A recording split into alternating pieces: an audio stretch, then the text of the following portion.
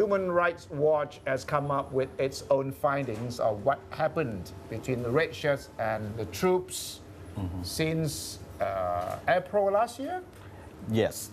Both sides have accused each other, the soldiers and the red shirts, of having fired at the other side and killing both sides.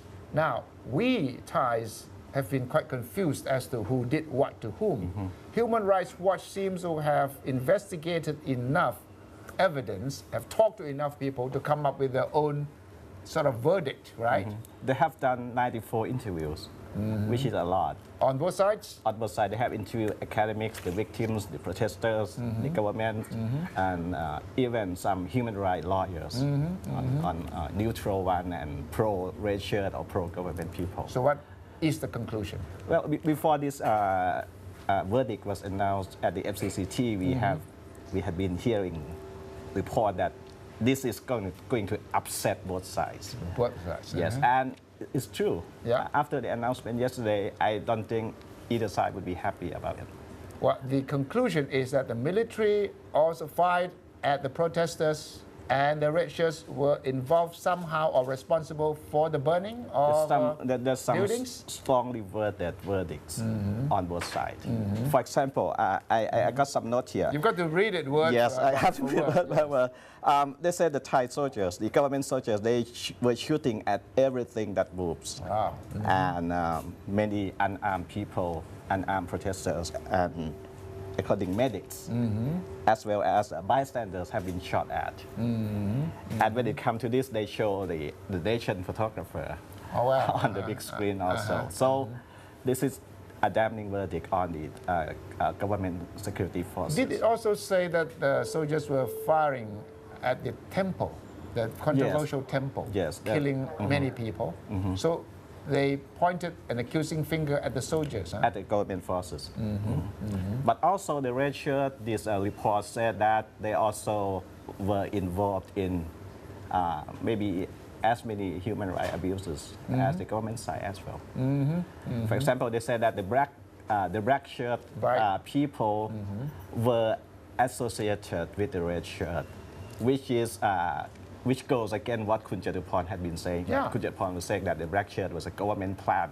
But now this Human Rights Watch, they are saying that the black shirt belongs to the red shirt movement also. Did they cite any witnesses? Well, they have everything, every major accusation, they have attributions to witnesses. So it's quite a very well balanced and well investigated report, actually. And the report called for a transparent and impartial investigation into the whole incident. Because if you are one side, you tend to see things, Right. what you want to see. Right. So this Human Rights Watch, they are calling for a very impartial and transparent investigation. Well, how are we going to do that? Because you can't expect the government to appoint an investigative It's team. a very difficult issue. Yes. Or do we have to wait until the election? And even if If after the election comes, then there will be one side that come to become That's the government. It will be very Or do we have to go to an international forum to do this? Human Rights Watch is an international organization. Yes, and it is a little bit embarrassing to know that it takes an international organization to come up with this kind of neutral, impartial report on what happened.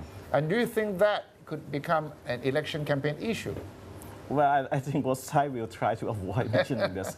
Because if you read it carefully, it's about 139 pages. Wow. It's really damning and strongly worded as well. So we have to see. The report called for the red shirt to stop its own use of violence, listening that if you resort to violence, you cannot proclaim yourself to be a peaceful movement. Did the report also refer to the Democrats Party and the Pheu Thai Party in any direct way? Well, something they have a lot of backgrounds on what led up to last year turbulence. Well, let me correct myself here. Some of the quote that I told you here, some belong to the director of the Human Rights Watch Asia. He's on Maybe conclusion. it's not in the report. He was talking at the press conference at the FCCT. But he did make it official. Did make it official. It's a statement by him. Yes. So it's going to be part of the record that we will have to see whether it will become a real political issue in the election campaign and whether after the election a real transparent, honest committee or panel will be appointed to look into the report of the Human Rights Watch.